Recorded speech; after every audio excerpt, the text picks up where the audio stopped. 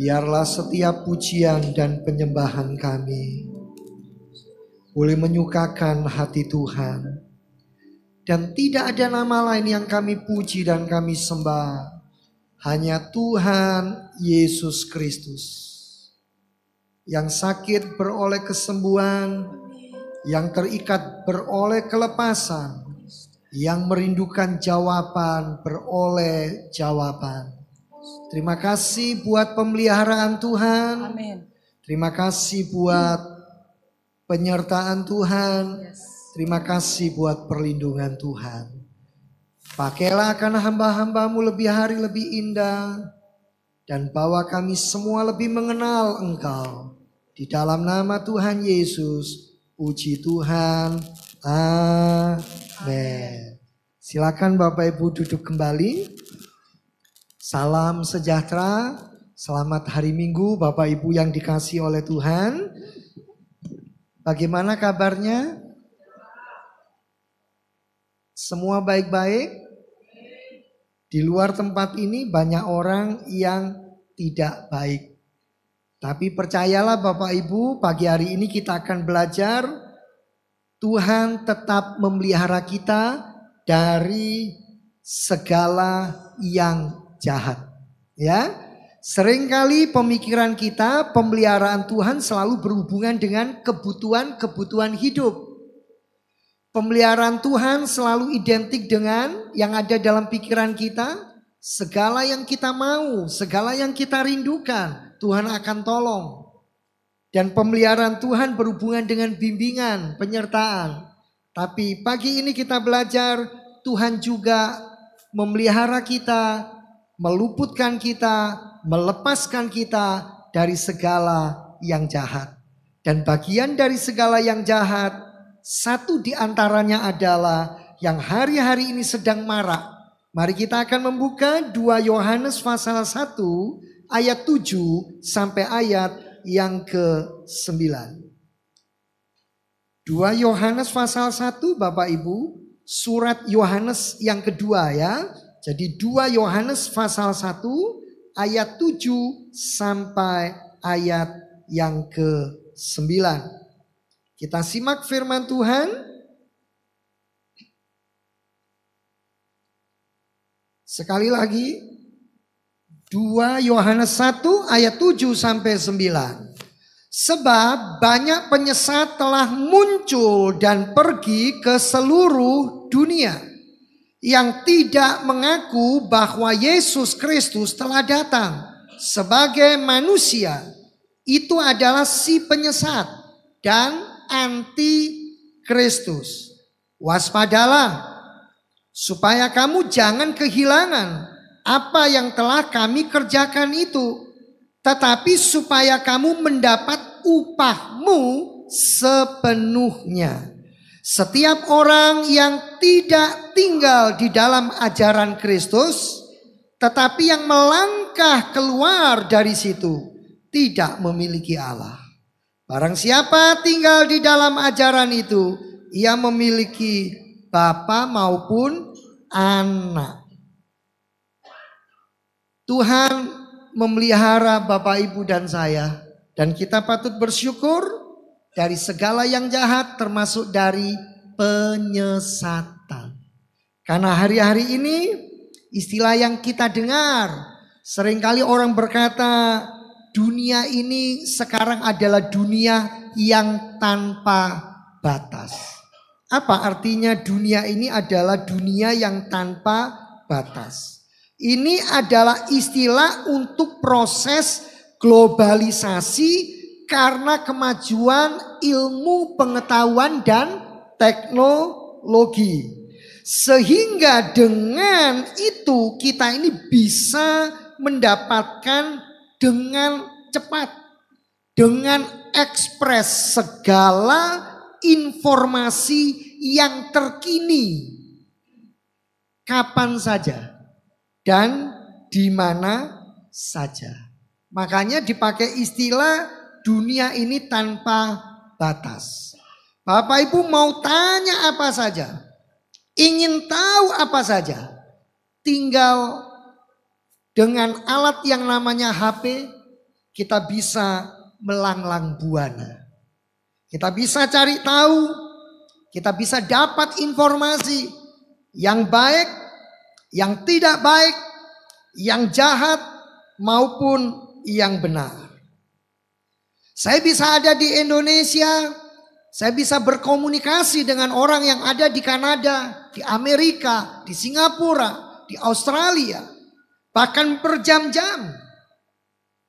Tidak seperti zaman dulu yang harus bayar mahal. Bahkan suara yang saya dengar jernih, tidak ada gangguan. Sekalipun sedang hujan lebat, hanya sekali-sekali mungkin ada sedikit hambatan.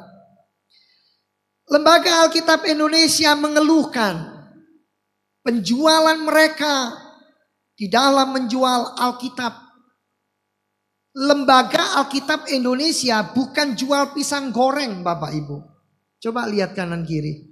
Bilang, bukan juga jual dadar jagung ya, tapi jualnya Alkitab.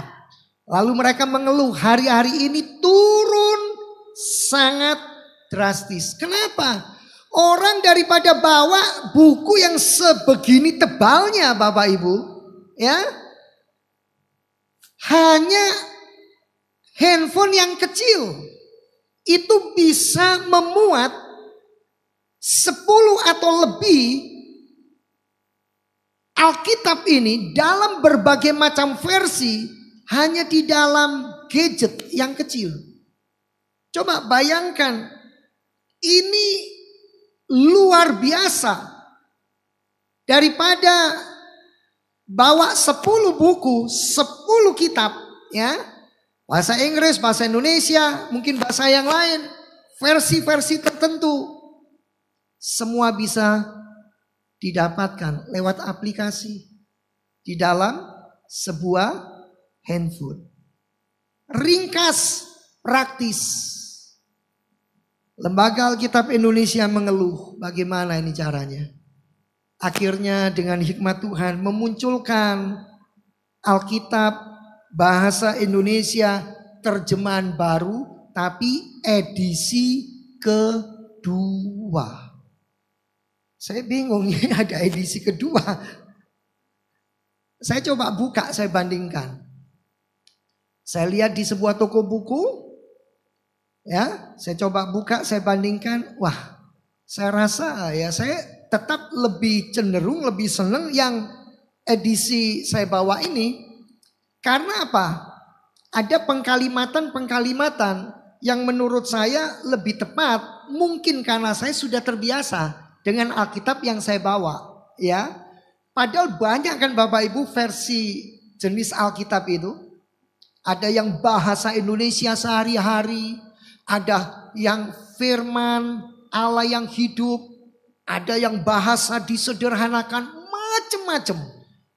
Nah, kembali di dalam surat Yohanes yang kedua ayat 7 sampai yang ke-9. Dalam dunia yang tanpa batas ini, akhirnya banyak pengajaran-pengajaran yang juga tanpa batas. Ada banyak yang dipaksakan untuk menghancurkan hidup kekristenan kita. Perhatikan ini baik-baik Bapak Ibu. Saya akan bagi menjadi 2 bagian khotbah saya ini. Yang pertama adalah saya akan menunjukkan bahayanya penyesatan. Ya, kita baca ayat 7 sampai ayat 8 kembali. Ini bahayanya penyesatan. Apa bahayanya penyesatan? Dikatakan penyesat itu telah muncul. Sebetulnya telah muncul ini bahkan sejak zaman perjanjian lama sudah ada Bapak Ibu. Tapi hari-hari ini semakin gencar. Ini semakin getol. Ini semakin nyata di sekitar kita. Bahkan di kalangan anak-anak. Tidak mengenal usia. Dan dikatakan pergi ke seluruh dunia. Ada di mana penyesatan ini? Dikatakan di seluruh dunia. Dulu Bapak Ibu, orang hanya berpikir adanya penyesatan, penyimpangan kekristenan itu cuma di Amerika. Dulu orang berpikir seperti itu. Penyimpangan penyesatan hanya ada di selain Amerika, Afrika. Ya. Mungkin Bapak Ibu pernah itu menemukan YouTube-nya atau video yang dikirim. Ya. Jadi ada satu pendeta kalau harus melakukan doa tertentu, memasukkan seorang wanita atau pria dalam kondisi, mohon maaf, telanjang di dalam sebuah bak. Seperti dipermalukan, dipertontonkan. Dan pendetanya berkata ini adalah cara terbaru yang Tuhan beri. Lalu ada juga, karena pendeta ini berkata saya adalah orang yang betul-betul sudah dikuduskan. Jadi saya tidak boleh berjalan di alas berupa keramik. Jadi harus ada jemaat yang tidur di bawah lantai dan pendeta itu berjalan di atasnya. Saudara, dulu kita berpikir penyesatan hanya ada di Amerika, hanya ada di Afrika, hanya ada di India. Ternyata di Korea Selatan juga banyak. Hamba Tuhan yang berkata dia adalah Yesus yang turun ke dalam dunia. Tapi karena banyak yang menolak, akhirnya berkata, ya sudah, saya bukan Yesus, tapi Roh Kudus yang menjadi manusia. Ini penyesatan yang luar biasa.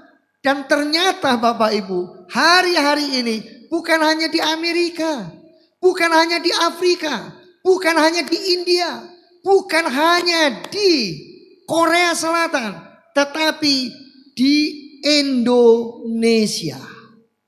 Karena itu kita buka 1 Timotius 4 ayat 1. Alkitab sudah menyampaikan dan mengatakan untuk Bapak Ibu dan untuk saya.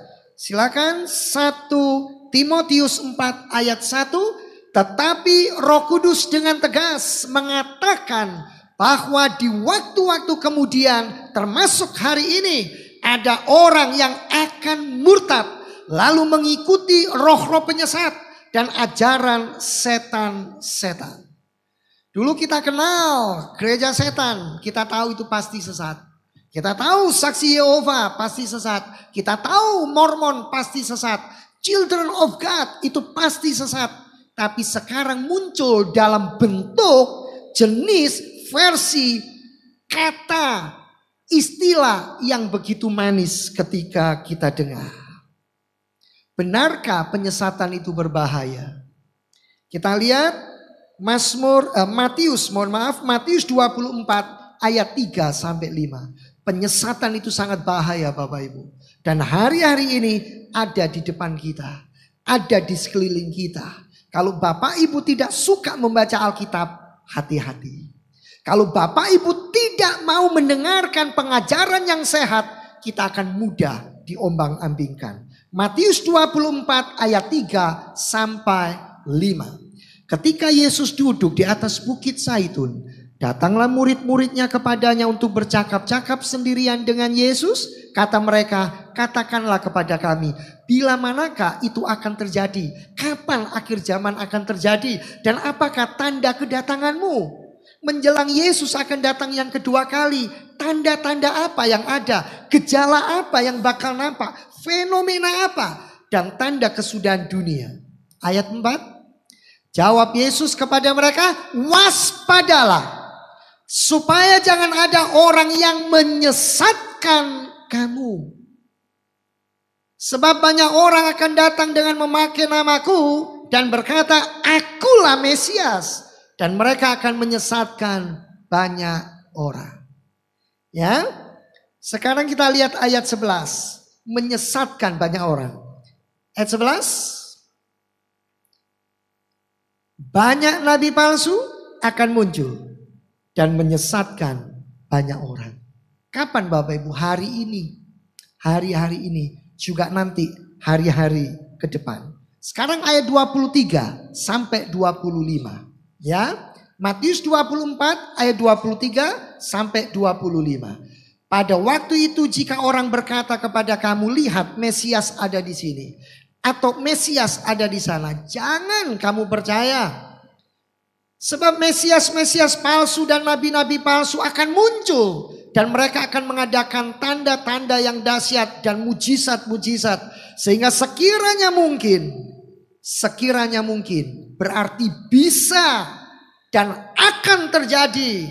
Mereka menyesatkan orang-orang pilihan juga. Tidak peduli status saudara. Pekerja, evangelis, pendeta muda, pendeta, apapun jabatan kita. Ayat 25. Camkanlah. Kalau Tuhan Yesus berkata camkanlah, itu berarti perhatikan dengan sungguh-sungguh. Dengan benar. Aku sudah mengatakannya terlebih dahulu kepadamu. Saudara, apa yang Yesus sampaikan, apa yang saya sampaikan, perjanjian lama sudah menyampaikannya. Pengkhotbah 3 ayat 15. Apa yang sudah ada, itu akan terjadi hari ini. Apa yang hari-hari ini terjadi, itu sudah ada. Yang sekarang ada, dulu sudah ada. Dan yang akan ada, sudah lama ada. Dan Allah mencari yang sudah lalu. Konteks dari 2 Yohanes pasal 1 ayat 7 itu memang berbicara tentang penyesat yang pada zaman itu tidak mengakui bahwa Yesus Kristus telah datang sebagai manusia. Lalu disebut penyesat dan anti Kristus. Tapi hari ini bukan hanya satu topik ini Bapak Ibu. Termasuk bagian-bagian yang esensi dalam Alkitab yang diselewengkan. Sebelum sekarang ini beredar, mohon maaf ya Bapak Ibu. Sebelum sekarang ini beredar tentang pendeta-pendeta yang menyuarakan tidak perlu, mohon maaf sekali lagi. Saya mohon maaf, ada banyak yang berkata tidak perlu mengembalikan perpuluhan atau persepuluhan. Itu sejak saya dulu tahun 90 sekolah Alkitab. Itu pernah ada seorang dosen dari Bandung. Gelarnya itu banyak Bapak Ibu. Beliau berkata seperti ini. Kalau saya memberikan tubuh saya untuk Tuhan, mana lebih besar daripada saya cuma kasih 10% buat Tuhan. Itu tahun 90. Saya tarik dari sejarah gereja jauh sebelum itu. Sudah ada pengajaran yang berkata nggak perlu. Tapi pertanyaan saya, Bapak kasih tubuh Bapak untuk Tuhan. Tubuh Bapak punya Bapak atau punya Tuhan? Jadi apa yang Bapak sudah kasih untuk Tuhan? Sebetulnya nggak ada. Ketika kita memberi, itu lebih tepat kita ini hanya mengembalikan kok. William Colgate, dia berkata, aku bisa hidup dari 10%. Dan aku menyerahkannya untuk Tuhan 90%. Dan Alkitab berkata apa yang kita terima itu dari Tuhan. Untuk Tuhan, bagi Tuhan, oleh Tuhan. Dan saya belajar, saya berkata kepada istri dan anak-anak. Kita harus percaya bahwa semua ini dari Tuhan dan untuk Tuhan. Bapak Ibu, saya tidak punya kepentingan untuk berkata ini. Saya hanya meluruskan agar kita tidak disesatkan. Juga termasuk orang berkata seperti ini. Kalau Daud boleh punya istri lebih dari satu, kenapa saya nggak boleh? Bahkan Salomo. Saya tanya sama Bapak, Salomo masuk surga atau masuk neraka? Kenapa boleh? Kenapa saya nggak boleh? Ini banyak pengajaran-pengajaran yang akhirnya berkata, iya nggak boleh, iya nggak boleh. Tapi prakteknya pendeta ini menjalankan. Jadi ngomongnya nggak boleh, tapi praktek hidupnya melangkah ke sana. Banyak Bapak Ibu. Saya mohon maaf, saya tidak ingin mendiskreditkan siapapun. Tapi saya berkata supaya Bapak Ibu menjadikan Yesus Kristus sentral kehidupan kita. Kalau Bapak Ibu lihat kelemahan saya, anak-anak saya juga berkata kepada mereka, lihat kelemahan papanya, ya, mereka tahu ini pendeta, ini hamba Tuhan, jangan diikuti. Sebab saya juga lagi belajar, bertumbuh, berproses di dalam hidup pengenalan saya akan Tuhan. Bapak Ibu, banyak orang yang akhirnya kecewa karena ada satu hamba Tuhan yang jatuh. Sampai buku-buku yang diterbitkan, yang dibuat hamba Tuhan itu dibakar semuanya. Saya bilang tidak perlu. Selama yang diajarkan kebenaran firman Tuhan, ikuti. Tapi jangan pernah meneladani karakternya. Banyak Bapak Ibu, kalau saya mau ceritakan sangat banyak. Seorang hamba Tuhan yang ketika ditegur dia berkata, urus urusanmu ya. Tapi saya urus urusan saya. Saya melakukan seperti ini, jangan pernah tanya. Dia melakukan pelayanan pelepasan, tapi bukan pasien, mohon maaf. Jemaat yang dilayani harus dalam kondisi telanjang.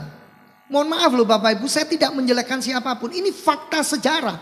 Tapi ketika ditegur, kenapa Bapak melakukan itu? Saya disuruh Roh Kudus.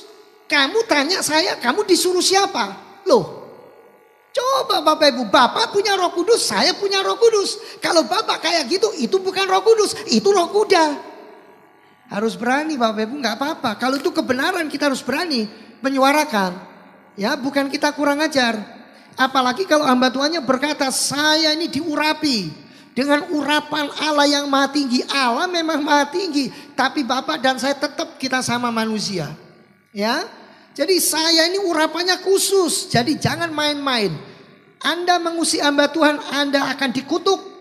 Anda akan dilaknat oleh Tuhan. Kalau Bapak Ibu sembarangan, sembrono, ya nggak boleh. Kita semua ini imamat rajani Bapak Ibu. Kita ini semua adalah hamba Tuhan. Jadi jangan pernah berkata, saya ini bukan hamba Tuhan, Bapak yang hamba Tuhan. Kita semua hamba Tuhan. Kita semua adalah anak-anak kerajaan, imam-imam, imamat rajani. Amin. Makanya Bapak Ibu saya beritahu, yang membedakan adalah semakin orang itu mengerti dan mengetahui, dia akan dituntut sesuai dengan pengetahuan yang dia miliki. Tapi kalau tidak, ya sebatas itu. Nah, kembali di sini Bapak Ibu, tujuan setan apa?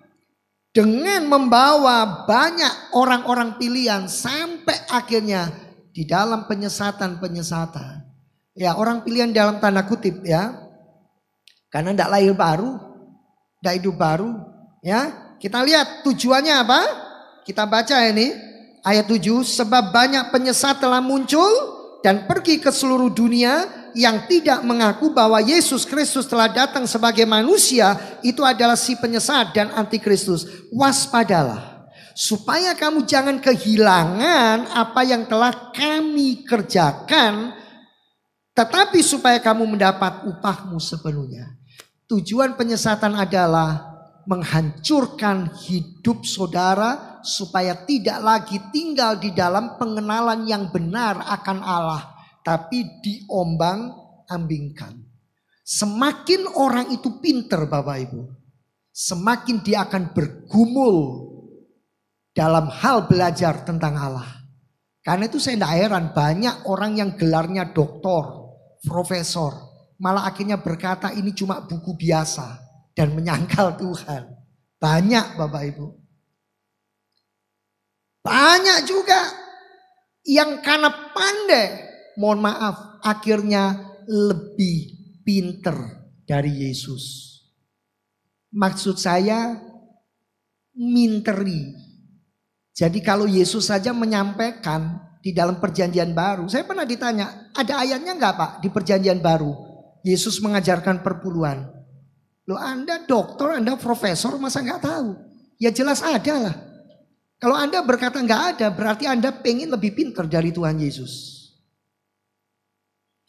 Bapak bisa baca sendiri. Tolong tunjukkan ayatnya Pak kepada saya. Bahwa orang Kristen harus istrinya satu. Kalau Bapak bisa buktikan ayatnya. Saya nggak mau yang di PL ya Pak. Yang di PB. Kalau Bapak buktikan, saya akan satu saja istrinya. Loh, hamba Tuhan ini yang tanya Bapak Ibu. Saya bilang, loh Bapak ini baca Alkitab enggak Pak? Ya jelas ada ayatnya dalam perjanjian baru. Di mana Pak katanya. Setelah dibuka ditunjukkan, loh iya ya, betul ya. Beristrikan seorang saja. Nah, seperti itu Bapak Ibu. Ada banyak. Jadi dengan itu supaya apa? Anak Tuhan, umat Tuhan menolak Tuhan Yesus. Jadi antikristus itu sederhananya adalah pribadi-pribadi yang tidak menjadikan Tuhan Yesus Tuhan dan Raja, Tuan di dalam hidup mereka. Tetapi kata antikristus di dalam 2 Yohanes 1 ini tidak menunjuk antikristus yang nanti Bapak Ibu. Seperti digambarkan di dalam kitab Wahyu. Sebab dalam kitab Wahyu itu antikristus yang ditunjuk itu akan menyesatkan secara global. Sekarang ini kan antikristus yang kecil.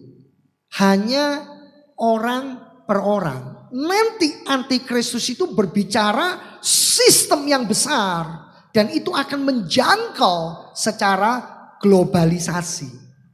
Kita buka dulu ya untuk membedakan 2 Tesalonika 2 ayat 1 sampai 12. Cukup panjang, tapi saya baca saja dengan cepat ya.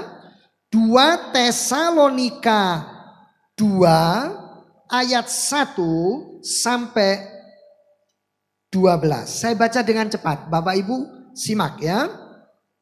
Tentang kedatangan Tuhan kita Yesus Kristus dan terhimpunnya kita dengan Dia, kami minta kepadamu saudara-saudara, supaya kamu jangan lekas bingung dan gelisah, baik oleh ilham roh maupun oleh pemberitaan atau surat yang dikatakan dari kami, seolah-olah hari Tuhan telah tiba. Janganlah kamu memberi dirimu disesatkan orang dengan cara yang bagaimanapun juga, sebab sebelum hari itu haruslah datang dahulu murtad dan haruslah dinyatakan dahulu manusia durhaka yang harus binasa. Siapa dia? Yaitu lawan yang meninggikan diri di atas segala yang disebut atau yang disembah sebagai Allah. Bahkan ia duduk di bait Allah dan mau menyesatkan diri sebagai Allah. Tidakkah kamu ingat bahwa hal itu telah kerap kali kukatakan kepadamu ketika aku masih bersama-sama dengan kamu? Dan sekarang kamu tahu apa yang menahan dia, sehingga ia baru akan menyatakan diri pada waktu yang telah ditentukan baginya. Karena secara rahasia kedurhakaan telah mulai bekerja, tetapi sekarang masih ada yang menahan. Kalau yang menahannya itu telah disingkirkan, pada waktu itulah si pendurhaka baru akan menyatakan dirinya. Tetapi Tuhan Yesus akan membunuhnya dengan nafas mulutnya dan akan memusnahkannya kalau ia datang kembali.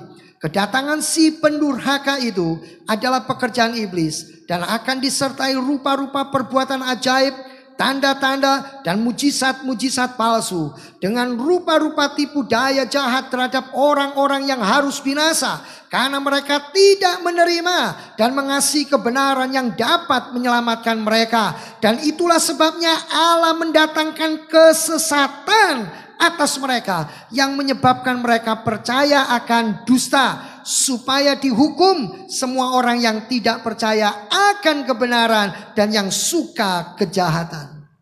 Lihat Bapak Ibu, ini akan terjadi hari-hari ini.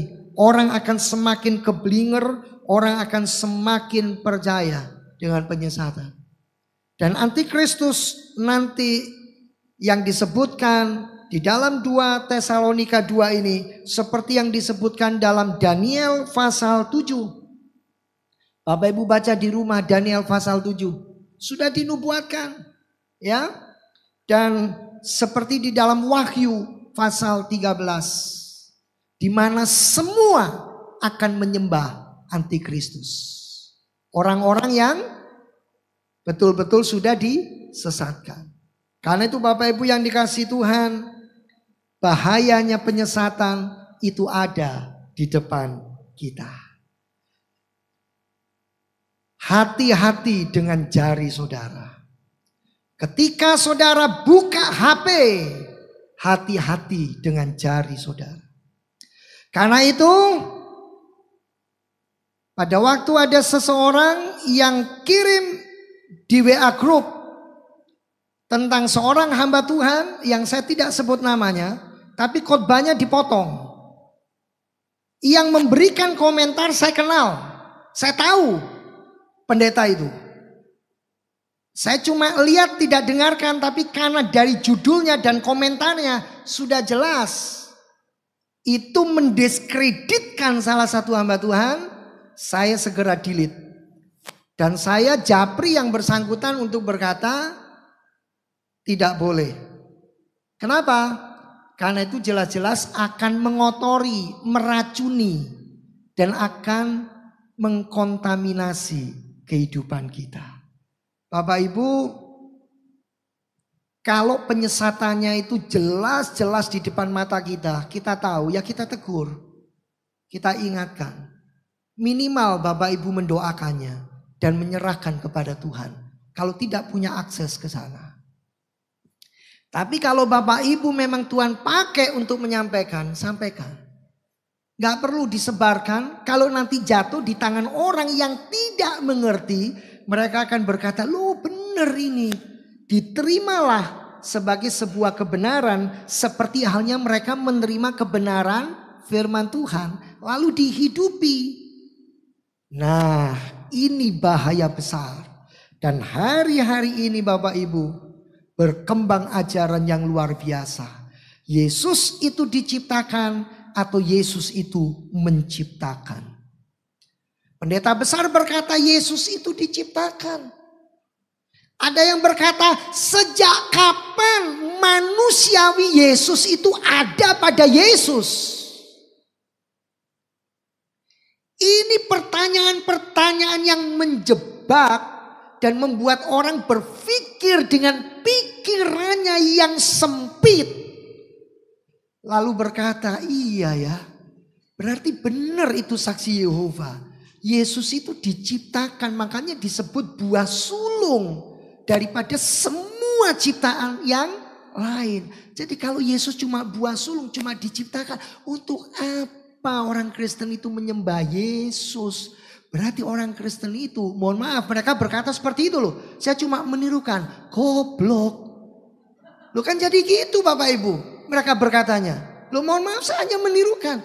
Mereka enggak ngerti, mereka enggak tahu. Sejak zaman dulu sudah diserang habis-habisan Alkitab ini. Pengajaran yang baru ini Bapak Ibu, aduh ngeri. Pengajaran yang baru ini berkata seperti ini. Kalau ada ayah atau ibu, kalau ada anak yang tidak masuk kelompok ini, komunitas ini, gereja ini, maka bapak atau ibu itu adalah benih iblis. Ini yang curhat, ini seorang anak yang dikata-katai sama orang tuanya, kamu itu bukan anakku, karena kamu itu benih setan. Lu kan bingung anaknya ini. Ini orang tua jadi milik Tuhan Yesus kok sekarang aneh-aneh kayak begini. Tinggalnya di luar pulau. Setelah ditanya diselidiki gabung sama sebuah komunitas yang hanya percaya yang selamat itu hanya 144.000 orang saja. Lah wong dunia ini bermiliar-miliar Bapak Ibu. Yang selamat cuma 144.000. Dan mereka mengacu ayatnya dari mana? Kitab Wahyu. Jadi dia berkata kepada anaknya, kamu itu benih iblis, benih setan. Kalau kamu gabung sama gereja ini, baru kamu ikut selamat. Lawang penduduk Indonesia saja berapa juta Bapak Ibu? Berapa? Berapa ratus juta? Ada yang pernah ikuti sensusnya? 270 juta. Bayangkan kalau yang selamat cuma 144.000 sebelum ajaran ini, saya bilang saksi Yehova sudah mengajarkan itu jauh sebelum ajaran baru ini. Jadi menurut saya apa? Expired, telat. Ya, terlambat. Sekarang kita lihat bagaimana harusnya kita menyikapi penyesatan Bapak Ibu. Saya tidak ajak Bapak Ibu buka Wahyu ya. Nanti baca di rumah Wahyu 13. Kalau antikristus yang dibilang oleh 2 Yohanes tadi itu beda dengan antikristus yang nanti ya. Jadi hati-hati Bapak Ibu jangan salah. Bagaimana harusnya kita menyikapi penyesatan? Ayo kita kembali di dalam kitab 2 Yohanes tadi Bapak Ibu. 2 Yohanes tadi pasal 1. Sekarang kita lihat ayat 8. Bagaimana harusnya menyikapi penyesatan? Tidak ada jalan lain. Ayat ini berkata waspadalah. Waspada terhadap penyesatan. Waspada itu berarti apa? Menyadari. Waspada berarti apa? Berjaga-jaga. Waspada berarti apa? Mengingat. Mari kita menyadari Bapak Ibu. Mari kita mengingat. Mari kita berjaga-jaga. Apa sih yang lebih sering menyesatkan kita? Apa? Jawab yang keras. Tuh gak ada yang jawab. Apa yang sering menyesatkan kita? Kita harus menyadari ini. Komunikasi dengan HP itu sangat menyesatkan. Kalau saudara pakai HP itu untuk hal yang gak benar. Saya sering kali bilang daripada pergi nonton bioskop nanti aja lah, tunggu kalau sudah muncul di YouTube. Lah ya sudah kedaluarsa. Ya kalau itu saya bisa ngerti ya sudahlah gak apa-apa. Itu kan beda. Tapi kalau ya sudahlah gak pernah mau ke gereja, gak pernah mau ibadah, ya hanya semata-mata bergantung kepada YouTube, itu salah. Banyak loh Bapak Ibu. Perhatikan ini dengan baik-baik. Saya harus menyampaikan ini. Banyak orang yang berkata saya belajar teologi. Belajar tentang Allah. Saya tanya, Allah itu bisa dikotakkan dalam sebuah ilmu, dalam sebuah sains. Oh dia Allah Bapak Ibu. Jauh melampaui akal pikiran. Jauh melampaui sains. Jadi kalau Allah dikotakkan di dalam sebuah kotak yang namanya ilmu pengetahuan, kita akan sesat. Kita akan jadi orang-orang yang pada zaman dulu disebut Kristen Science. Jadi kekristenan diukur dengan tolak ukur ilmu pengetahuan. Kalau nggak masuk dalam ilmu pengetahuan harus ditolak, nggak boleh diterima. Saya nggak sebut nama, ada seorang teolog Indonesia terkenal, bukunya banyak. Saya nggak sebut namanya karena beliau sudah meninggal. Beliau berkata apa? Peristiwa Yesus menggandakan 5 ketul roti dan 2 ekor ikan, sisa 12 bakul, itu nonsen. Itu nggak betul. Yang betul adalah rotinya itu gede-gede. Rotinya besar-besar. Jadi waspada Bapak Ibu. Mari kita buka 1 Timotius 4 ayat 16. 1 Timotius 4 ayat 16. Ya. 1 Timotius 4 ayat 16. Mari kita lihat Alkitab kita. 1 Timotius 4 ayat 16. Awasilah dirimu sendiri dan awasilah ajaranmu. Bertekunlah dalam semuanya itu. Karena dengan berbuat demikian engkau akan menyelamatkan dirimu dan semua orang yang mendengar engkau.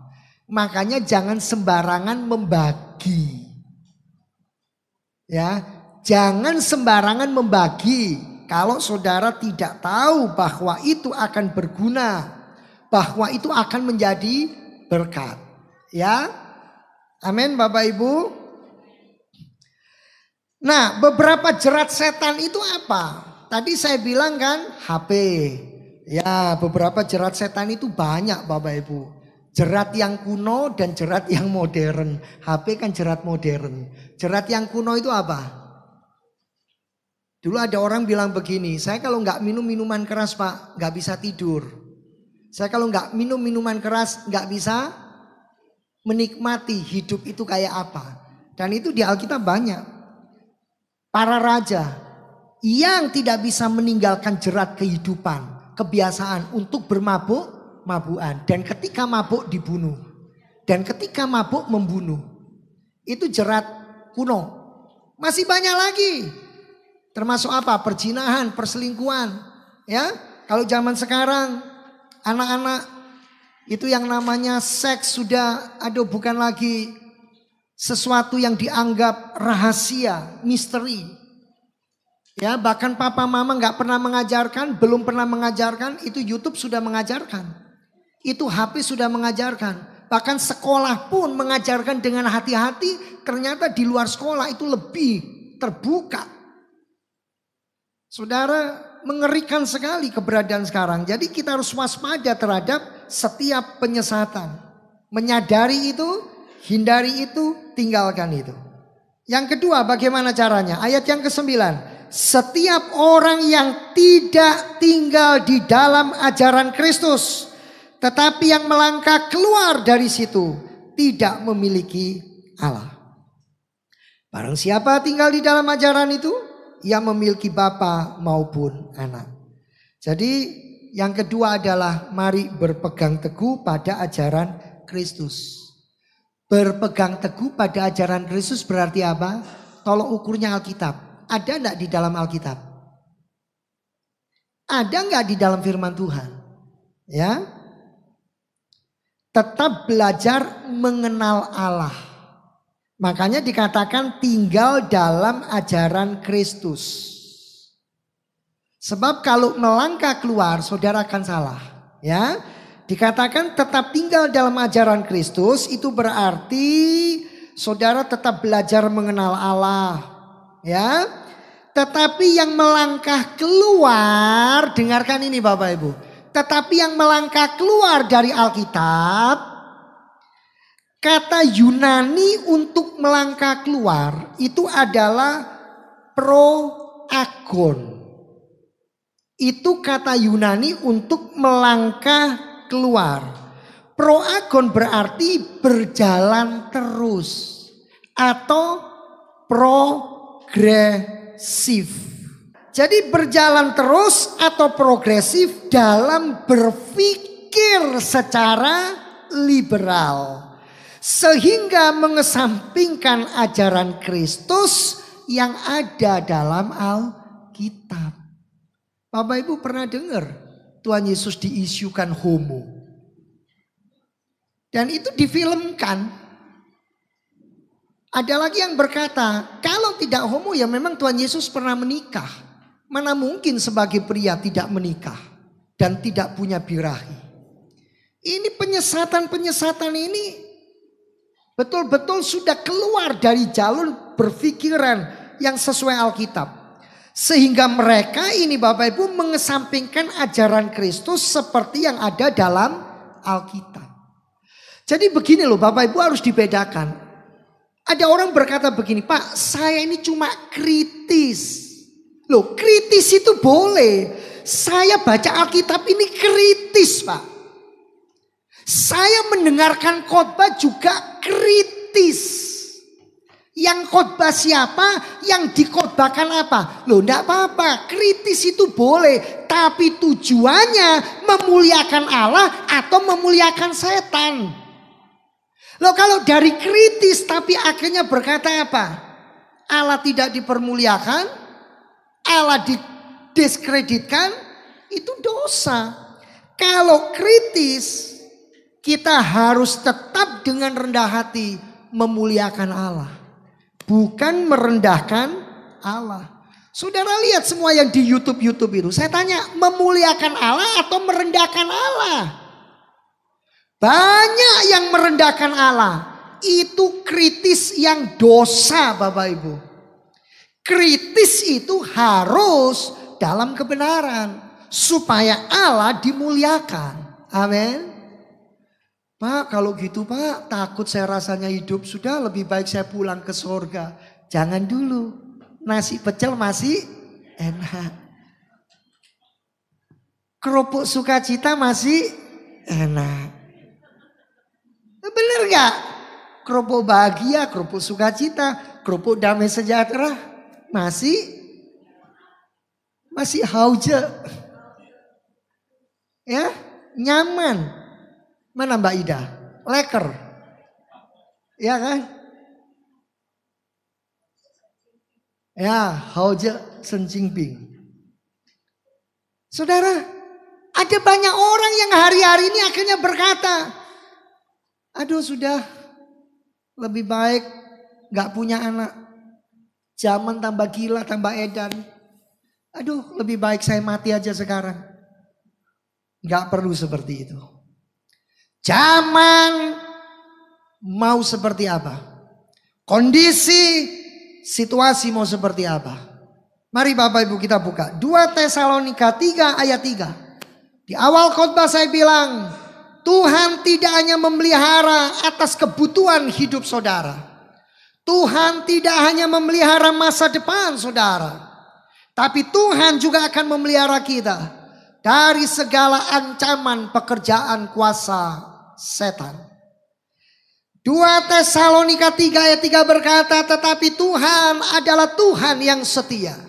Suami bisa tidak setia, istri bisa tidak setia. Zaman sekarang tidak cuma suami yang tidak setia, istri juga bisa tidak setia. Amin. Tapi bukan istri di sini, bukan suami di sini. Di mana ya? Di luar saja. Saya pernah nyebut nama kota, orang itu bilang, Pak saya dari kota itu loh, jangan ngomong gitu Pak. Oh ya, saya mohon maaf, di luar tempat ini. Ya. Ia akan menguatkan hatimu. Tuhan akan menjaga saudara. Roh Kudus akan menguatkan hati saudara. Roh Kudus akan membuat saudara waspada. Roh Kudus akan tunjukkan ini yang benar, ini yang salah. Jangan hidup dari pengalaman, tapi dari firman Tuhan. Ya, dan memelihara kamu terhadap yang jahat. Jadi providence dari Allah itu juga berlaku atas saudara dan saya, dihindarkan dari penyesatan. Amin Bapak Ibu. Yang hadir mendengarkan saya, penyesatan termasuk apa? Hari-hari ini kalau Kristen harusnya kamu tidak bisa sakit. Karena kamu sakit, nah berarti kamu gak beres hidupnya. Hidupmu dikutuk sama Allah. Makanya kamu ini dari tahun 70 sampai tahun 2024 ke gereja cuma naik sepeda. Berarti tidak diberkati. Ini ajaran dari mana? Injilnya. Injil apa? Pasal berapa? Ayat berapa?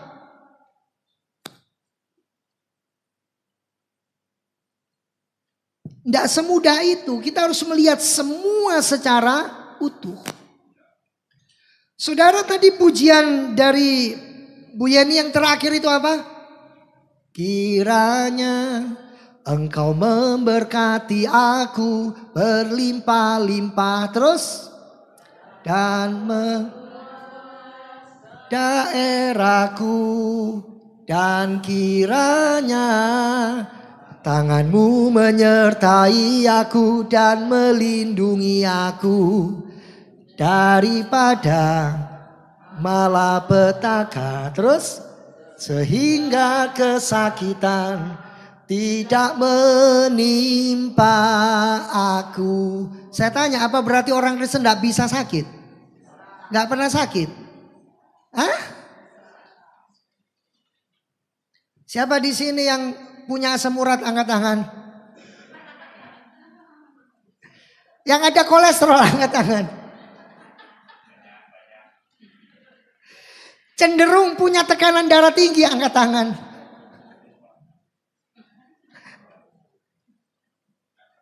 Saya dulu kalau naik tangga Bapak Ibu lari saya. Naik turun saya lari, mau 10 kali? Oke, sekarang. Sekarang Bapak Ibu, ya kan? Alkitab berkata apa? Ketika situasi siapa ini? Yabes seperti ini, itu orang lupa bagian awalnya.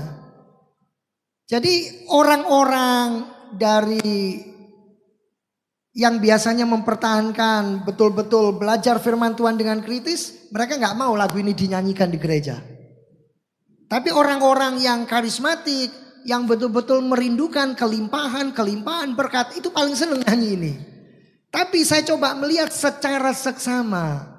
Ini pada zaman itu memang kondisi Yabes itu sangat menderita. Dan hidupnya di dalam kemalangan. Jadi ini doanya dia, Bapak Ibu. Lalu yang tidak kalah pentingnya, sebelum ini dialami, dia mulai dengan satu kalimat dan satu kata yang menunjukkan itulah sentral hidupnya. Siapa? Bukan para nabi tetapi Allah. Dia berkata Allah itu sentralnya. Kuncinya di situ. Dan Alkitab berkata apa? Siapa yang membuat orang kaya? Tinggalkan susah payahmu kalau kamu pengen kaya. Sebab ada kasih karunia. Amin Bapak Ibu.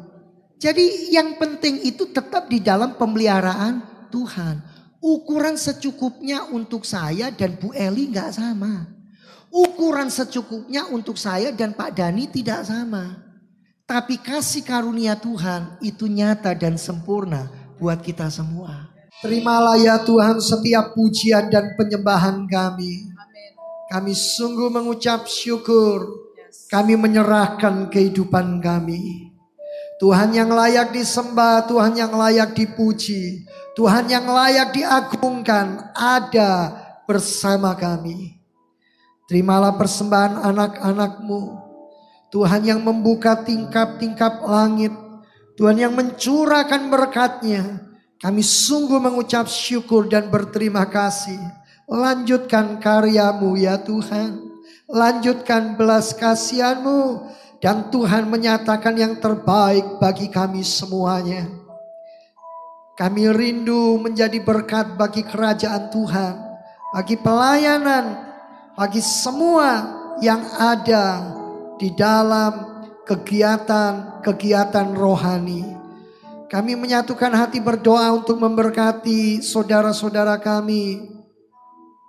Yang berulang tahun di sepanjang bulan April ini.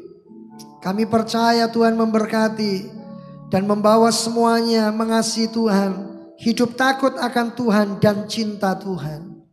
Bapak terima kasih. Kami menyerahkan jemaat yang tidak bisa hadir. Kami teringat untuk Ibu Ani. Dalam nama Tuhan Yesus yang sekarang dirawat di rumah sakit. Oleh kuasa Tuhan, Engkau menjamah, memulihkan dan menyembuhkan. Amin. Kirim para malaikat-Mu Tuhan. Untuk membangkitkan iman pengharapan. Dan apa yang menjadi beban pikiran. Menjadi pergumulannya. Diserahkan kepada Tuhan. Tuhan memakai dokter dan para medis. Untuk memberikan obat yang tepat. Ibu Ani sembuh. Dengan sempurna. Dan boleh melayani Tuhan kembali dan berada di tengah-tengah kami. Demikian juga untuk putri dari Pak Gunawan. Kami mendoakan Ibu Linda.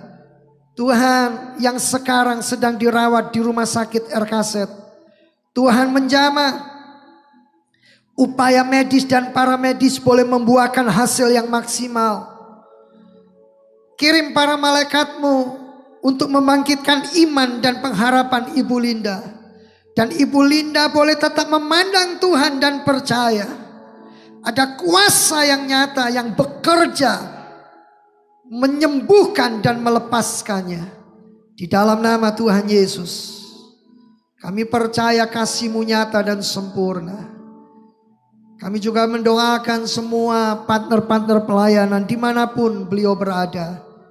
Biarlah semua boleh dibawa semakin mengenal Tuhan, semakin mengasihi Tuhan. dan semakin hidup berkenan kepada Tuhan. Memberkati seluruh jemaat yang hadir, memberkati semua penata layanan. Kami boleh semakin setia, semakin mengenal Tuhan dan menyenangkan hati Tuhan. Kami mendoakan bangsa dan negara kami. Kami berterima kasih untuk presiden dan wakilnya yang sudah terpilih. Berikan kepada beliau hikmat, pengertian untuk membawa Indonesia semakin maju, semakin takut akan Tuhan dan mengasihi Tuhan. Memberkati presiden yang terpilih dan memberkati Bapak Presiden Jokowi yang masih menjabat sampai akhir masa pemerintahan. Juga semua menteri, MPR, DPR, TNI, Polri, kami membawanya di dalam doa supaya semua diberkati, diberikan hikmat, pengenalan akan Tuhan dan pengertian. Terima kasih Bapa di sorga. Sebentar kami pulang meninggalkan gereja ini bukan dengan tangan yang hampa, bukan dengan hidup yang merana, tetapi hidup penuh kasih karunia, anugerah keselamatan, penebusan Kristus itu nyata dan sempurna. Jemaat yang dikasihi Tuhan, pulanglah, terimalah berkat dari Allah Bapa, cinta kasih kemurahan Tuhan Yesus Kristus Sang Putra, dalam persekutuan Allah Roh Kudus, sekarang bahkan sampai selama-lamanya. Pulanglah, terimalah berkatnya, dalam nama Tuhan Yesus, puji Tuhan, amin.